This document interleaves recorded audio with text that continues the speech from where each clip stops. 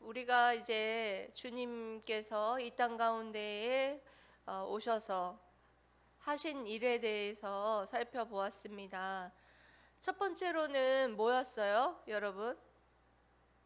하나님께서 이 땅 가운데 오셔서 먼저는 복음을 전하시는 일을 하셨죠.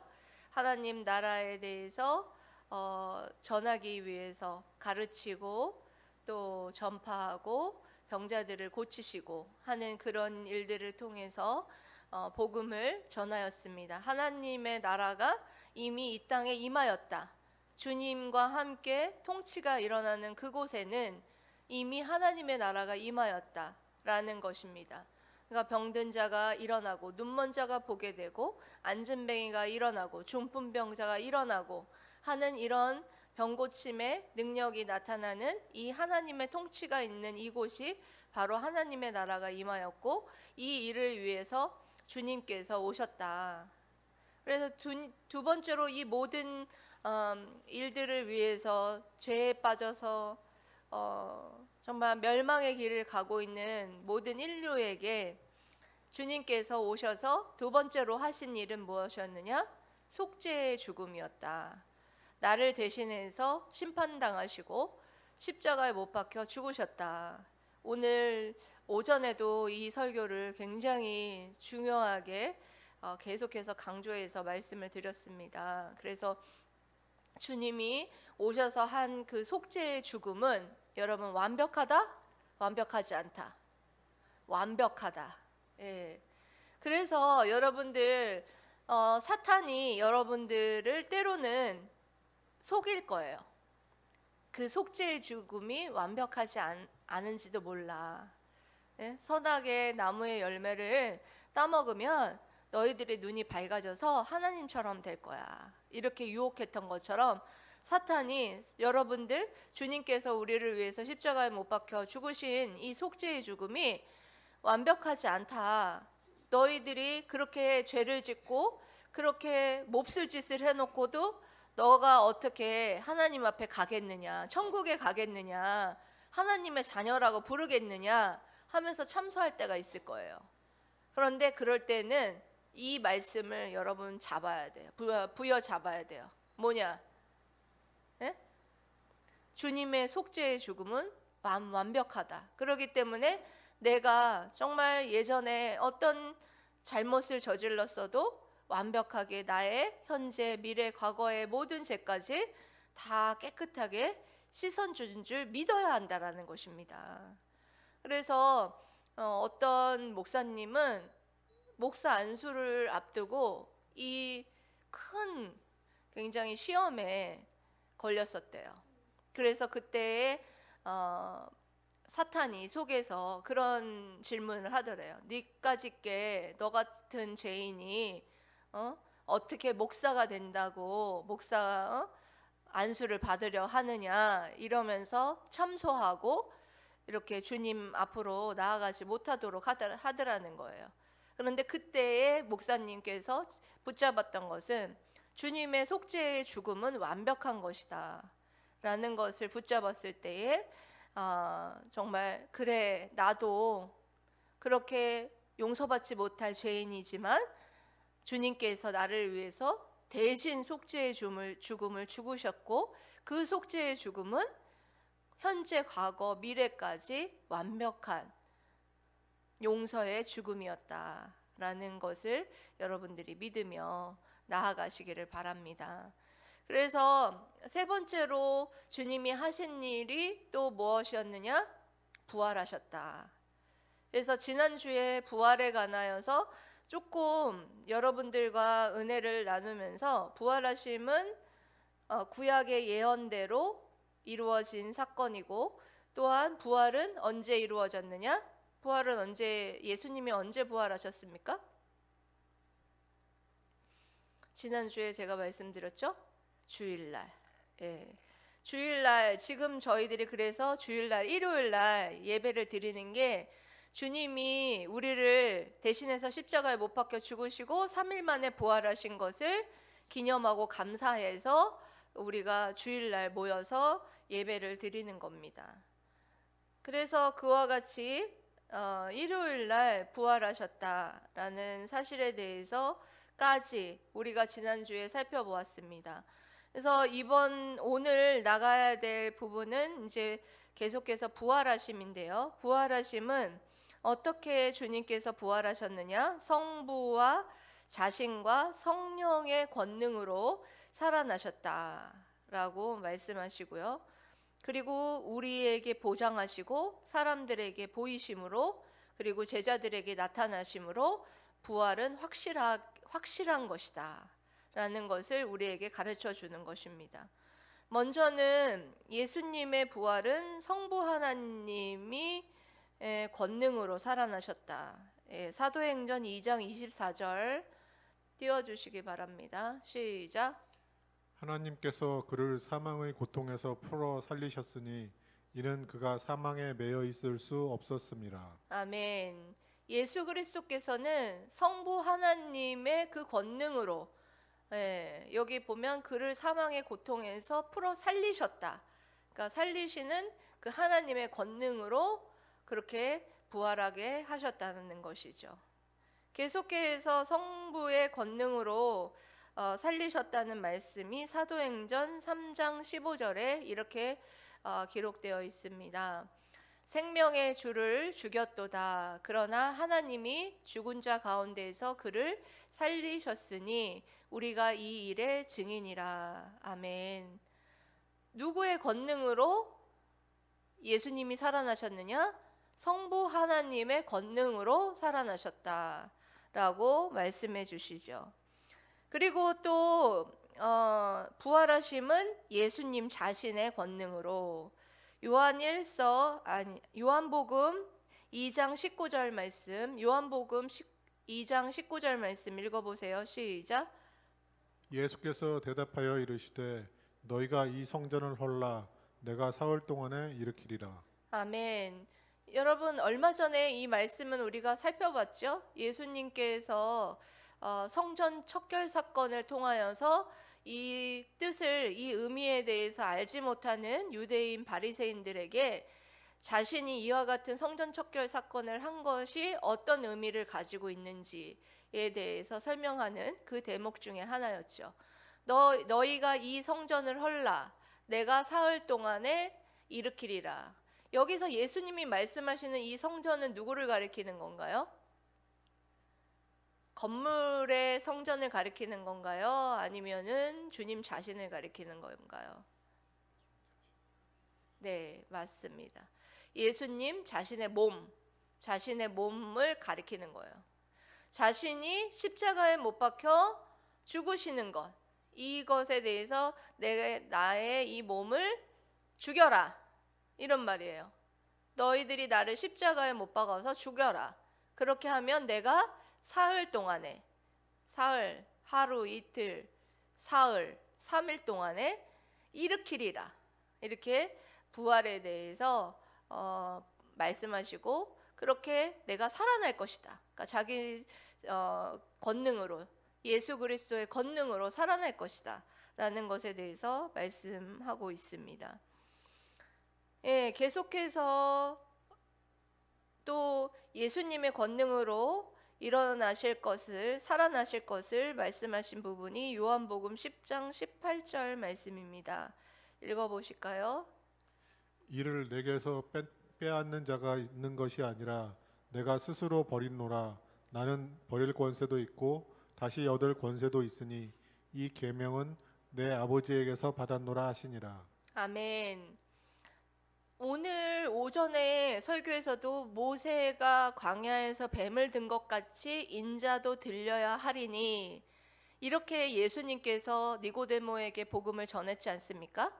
그런 것처럼 예수님이 자신이 십자가 사역을 하는 것에 있어서 어떤 누구의 강요에 의해서나 어떤 다른 사람의 어떤 그것에 의해서 한 것이 아니라 스스로, 예수님 자신 스스로가 이 십자가의 사역을 감당하여야만 우리 하나님께서 예정하신 백성을 살릴 수 있다라는 것을 아셨기 때문에 예수님께서 이와 같이 스스로 그와 같은 사역을 선택하시고 그리고 그와 같은 사역을 이루셨다는 것입니다.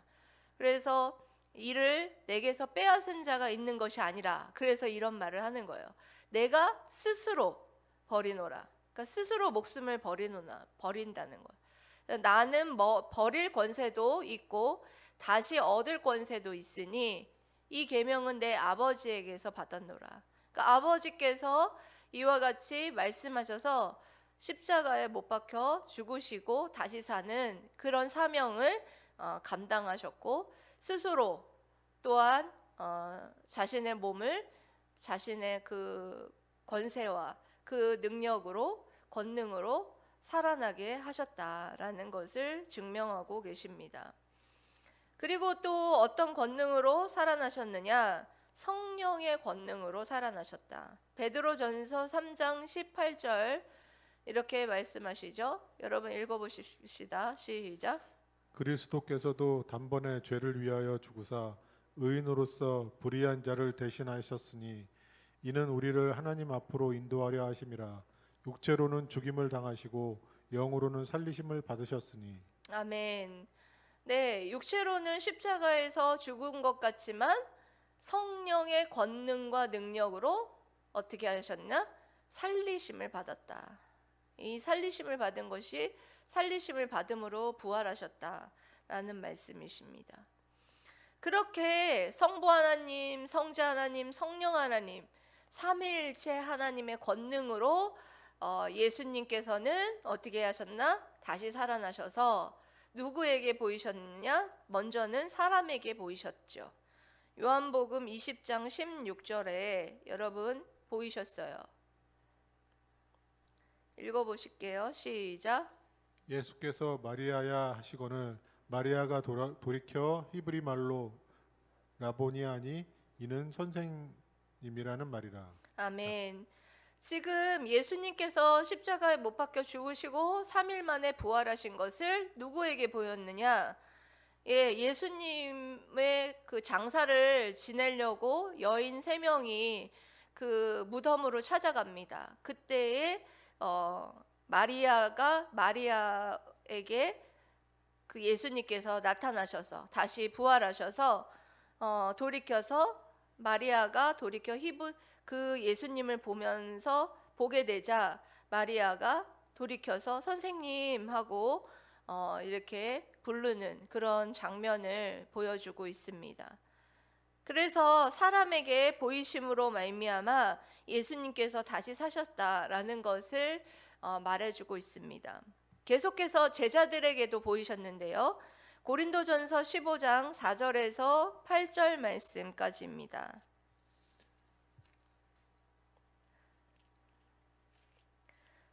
제자들에게 보이셨는데 고린도전서 15장 4절에서 8절 말씀 읽어보세요. 시작.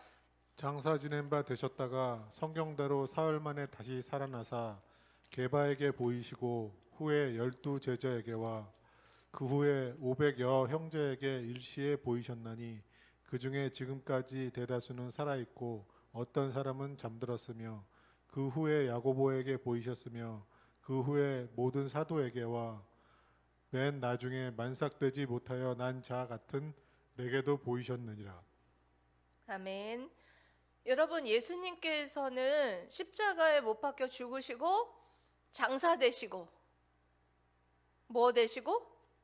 장사 되시고, 장사 됐다라는 말은 완전히 죽으셨다는 뜻이에요.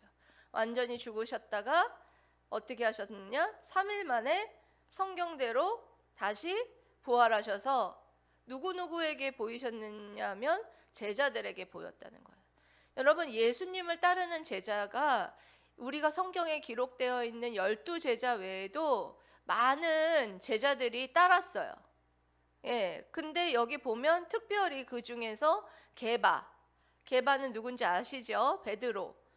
게바에게 보이시고 또 후에 12 제자와 그리고 그 후에 또 누구에게 500여의 많은 형제들에게 일시에 그렇게 보이셨고, 그 중에 지금까지 대다수는 살아있고 어떤 사람은 잠들었다. 이거는 고린도 전서를 기록했던 그 당시의 상황을 말하는 거예요.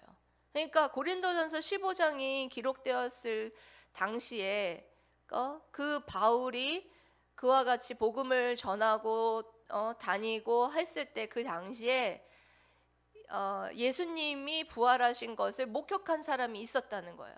그러니까 예수님이 3일 만에 부활하신 것을 제자들과 여러 사람들이 뭐 했느냐? 일시에 봤다는 거예요. 실질적으로. 일시에 보고, 그리고 그 이후에 바울은 어디서 부활하신 예수님을 만났습니까?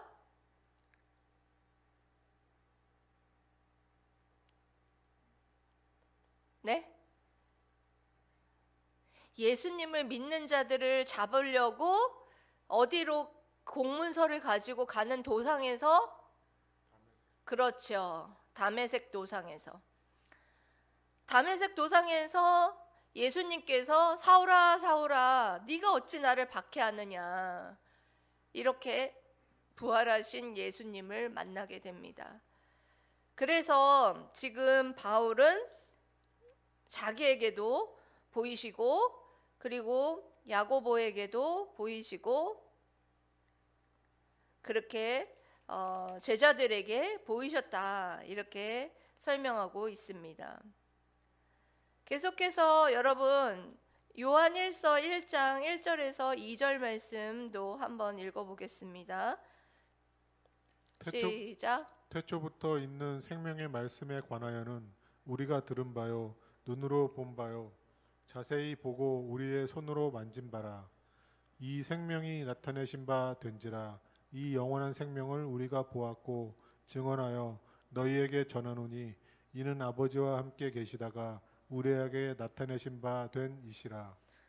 아멘. 여러분, 예수님께서 부활하셨다라는 것은 너무나 여러분 중요한 일입니다.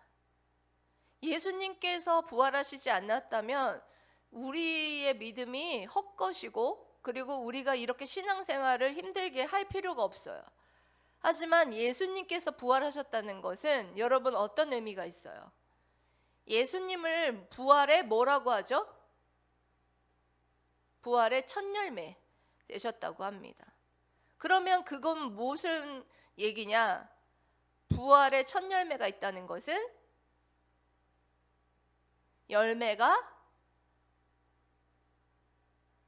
첫 열매가 있다는 건 열매가 더 생긴다라는 뜻이죠. 예수님께서 부활의 첫 열매 되어 주신 것은 우리를 부활하게 하기 위해서 첫 열매 되어 주신 거예요. 예수님이 부활하시지 않았다면 우리가 예수 그리스도와 함께 연합하였더라도 우리는 부활은 못했겠죠. 근데 예수님이 부활하셨기 때문에 연합되어 있는 우리도 부활하는 것이라는 거예요. 이만큼 부활이라는 것은 여러분 너무나 소중하고, 그리고 또한 복음의 핵심입니다. 복음은 여러분 우리에게 정말 구원을 주고, 우리가 정말 영원한 생명, 천국에 들어가고, 또 지금은 하나님과 함께 교제하는 이 영생의 선물을 받는 이 복된 소식은 여러분 뭐라고 했습니까? 제가 오전에 말씀드렸죠? 예수 그리스도께서 내 죄를 대신해서 십자가에 못 박혀 죽으시고 대속하시고 3일 만에 부활하심을 믿습니다. 이게 여기까지가 복음이에요. 그래서 여러분 초대교회를 지나서 사도들이 전한 복음은 항상 예수 그리스도의 십자가의 죽으심과 부활하심까지였습니다.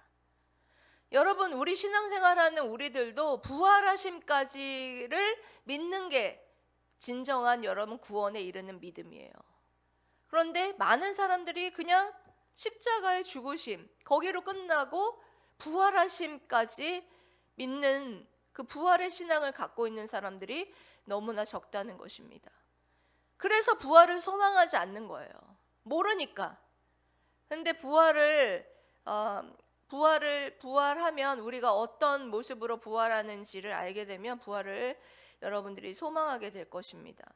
예수님의 부활체의 특징을 살펴보아서 우리가 어떤 모습으로 부활할 것인지를 우리가 살펴보겠는데요. 먼저는 예수님은 물질과 시간과 공간을 초월하신 모습으로 그렇게 부활하셨어요. 그리고 살과 뼈가 있는 육체로 부활하셨음을 볼 수가 있습니다. 먼저 요한복음 20장 19절 말씀 띄워주시기 바랍니다.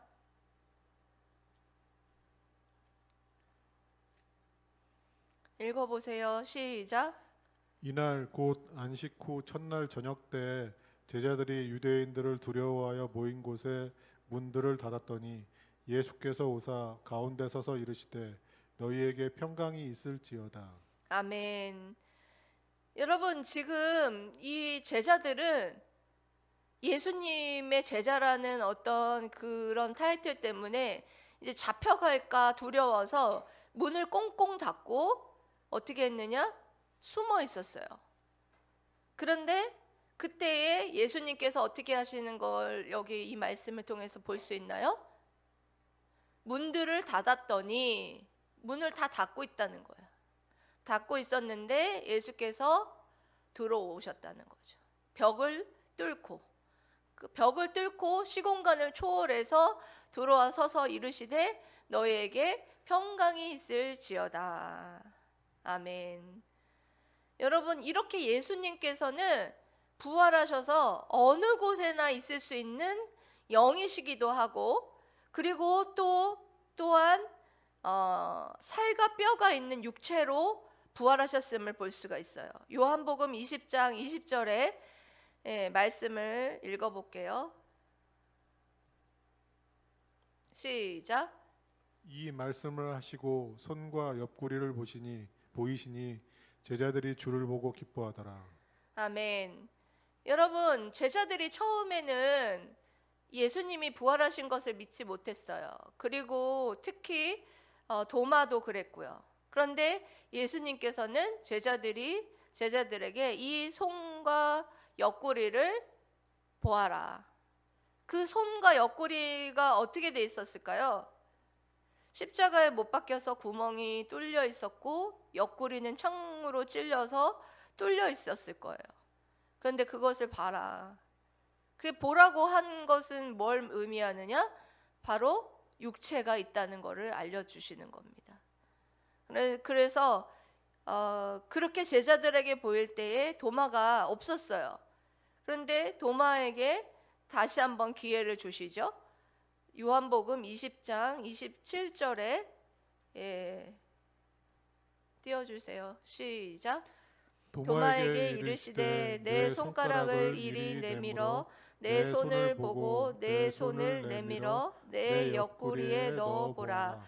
그리하여 믿음 없는 자가 되지 말고 믿는 자가 되라. 아멘. 도마가 예수님께서 제자들에게 설명할 때 도마가 그때는 없었어요. 근데 도마가 다시 왔는데 주님께서 너가 믿음 없는 자가 되지 말고 지금 내 손을 보고 내 손을 내밀어서 내 옆구리에다가 정말인지 거짓인지 한번 넣어보아라. 창으로 찔려서 구멍이 난 그 옆구리에 한번 넣어보아라. 그리하여서 정말 네가 믿음 없는 자가 되지 말고 믿음 있는 자가 되라 라고 말씀해 주시고 있는 것입니다. 그러니까 이 모습과 이 말씀을 통해서 그 상상이 되죠, 여러분? 그 장면들이. 그래서 그 장면 중에서 주님께서는 분명한 육체를 갖고 시공간을 초월하는 그런 모습으로 부활하셨다라는 것을 알 수가 있습니다. 누가복음 24장 39절 말씀 시작. 내 손과 발을 보고 나인 줄 알라. 또 나를 만져보라. 영은 살과 뼈가 없으되 너희 보는 바와 같이 나는 있느니라. 아멘. 네, 여러분, 영은 살과 뼈가 없는 거예요. 그렇지만 육체는 살과 뼈가 있는 존재를 육체라고 하는 거예요. 그래서 예수님의 부활체의 특징은 뭐라고요? 시공간을 초월한 육체가 있는 모습으로 이 땅 가운데에 부활하셨다라는 것을 알 수 있고요. 그리고 또 부활체의 특징은 식사를 마음대로 조절하시고 또 죽지 않고 썩지 않는 그런 모습을 볼 수가 있습니다. 식사를 마음대로 조절하셨는데 어떻게 조절하셨냐? 누가복음 24장 30절 말씀 읽어보시겠습니다. 시작. 그들과 함께 음식 잡수실 때 떡을 가지사 축사하시고 떼어 그들에게 주시니. 아멘. 예, 음식을 잡수실 때에 음식을 잡수셨다는 거죠. 그러니까 지금 식사를 마음대로 하실 수도 있고 하시지 않을 수도 있는 그런 조절하실 수 있는 능력을 갖고 있었다는 것을 봅니다. 그러니까 죽지 않고 또 썩지 않는 그런 몸으로 이 땅 가운데에 부활하셨고, 그리고 또 누가복음 24장 42절에서 43절을 읽어보면 죽지 않고 썩지 않고 그렇게 부활하셨다라는 것을 알 수가 있습니다. 예, 한번 읽어보시겠습니다. 누가복음 24장 42절에서 43절 시작. 이에 구운 생선 한 토막을 드리니 받으사 그 앞에서 잡수시더라. 네, 아멘. 구운 생선 한 토막을 뭐 하시나? 드셨다는 거예요. 예, 잡수심으로써 식사하시는 모습을 볼 수가 있어요. 음식을 드셨다는 거죠. 그리고 죽지 않고 썩지 않았다는 말씀은 고린도전서 15장 42절 말씀에 읽어보실게요. 시작. 죽은 자의 자의 부활도 부활도 그와 같으니 썩을 것으로 심고 썩지 아니할 것으로 다시 살아나며. 아멘. 죽은 자의 부활도 그와 같대요. 썩을 것으로 심고 썩지 아니할 것으로 다시 난다. 무슨 말이냐면 여기에서는 썩을 것으로 심었다라는 것은 죽을 것으로 썩을 것으로 썩을 것으로 심었지만 뭐가 여러분 살아났다는 거예요? 생명. 썩지 아니할 것으로 다시 살아났다라는 거예요. 이것은 주님의 부활에 대해서 설명하기 위해서 이렇게 설명을 한 거예요. 썩을 것으로 심었다라는 것은 죽음을 말하는 것이죠. 예수님께서 죽음으로 말미암아 죽음을 원래는 여러분 죽은 것을 심으면 죽은 게 태어나는 게 맞는 거죠. 그러니까 화분에서도 마찬가지로 죽은 씨앗을 심으면 어떻게 됩니까? 안 살아나죠. 그런데 부활은 그렇지 않다는 거예요. 죽음으로 심었지만 생명으로 부활하셨다. 썩지 아니할 것으로 다시 살아났다는 거예요. 그러니까 부활하신 주님은 이 죽음은 뭘 위한 죽음이었느냐? 다시 살기 위한 죽음이었다는 거예요. 그러니까 이 죽음은 부활을 위한 뭐냐? 과정에 불과하다. 부활을 위한 단계에 불과하다. 라는 것을 분명하게 보여주는 것입니다. 그래서 이와 같이 뭐 하느냐? 죽지 아니하고 썩지 않는 그런 몸으로 다시 태어나셨다. 네, 썩지 아니할 몸으로 태어나셨다라는 부활하셨다라는 것을 말씀하고 있는 것입니다. 그리고 부활체의 특징은 뭐냐? 병이나 늙음이 없다. 여러분 이 소식이 가장 기쁘지 않습니까? 부활하면 뭐가 없다고요? 예? 병이나 늙음이 없대요. 예. 지금은 여러분들이 많이 아프고, 예? 지치고, 아픈 것 때문에 지치고, 여러분 쓰러지고 하지만, 부활하게 되면 병이나 늙음이 없대요. 예? 늙어지면, 여러분, 사람이 얼굴이 변하고, 모든 것이 쇠약해지잖아요? 그런데 천국에 가면, 예?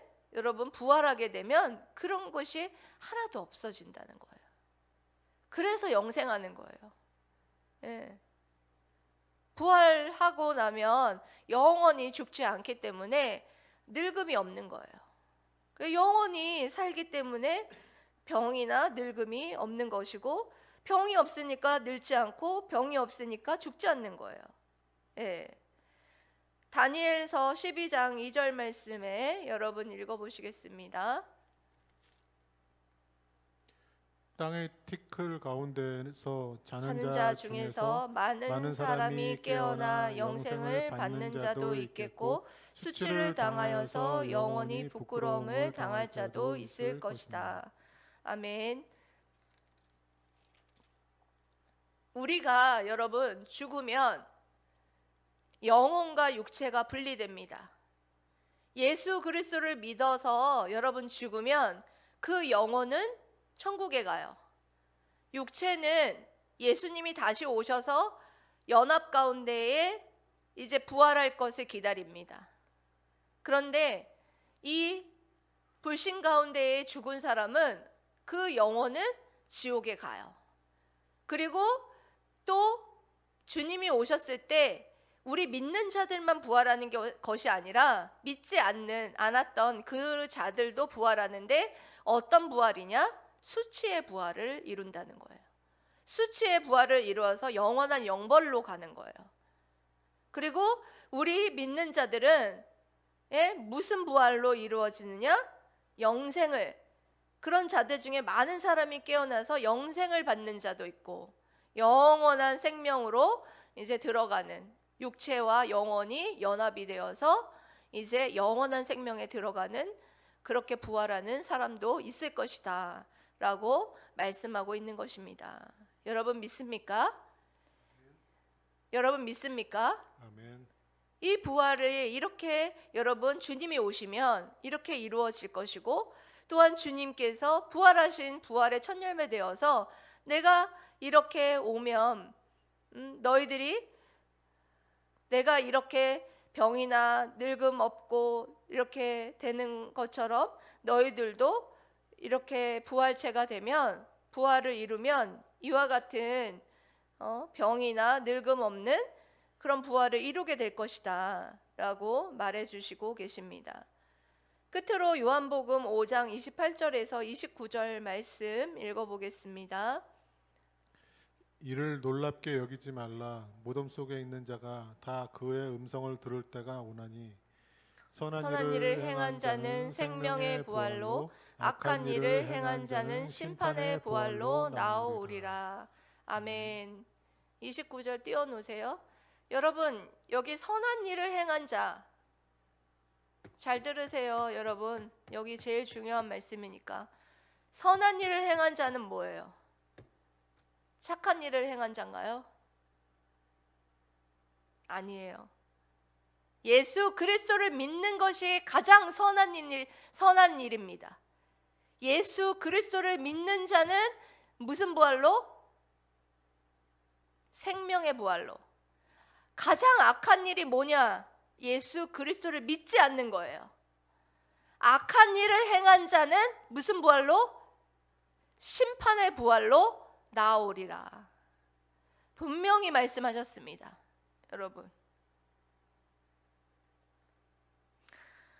여러분 부활을 예수님께서 부활하셨는데, 부활하셔서 이와 같은 부활체를 가질 것이다 라고 부활의 체의 특징에 대해서 우리가 살펴봤는데요.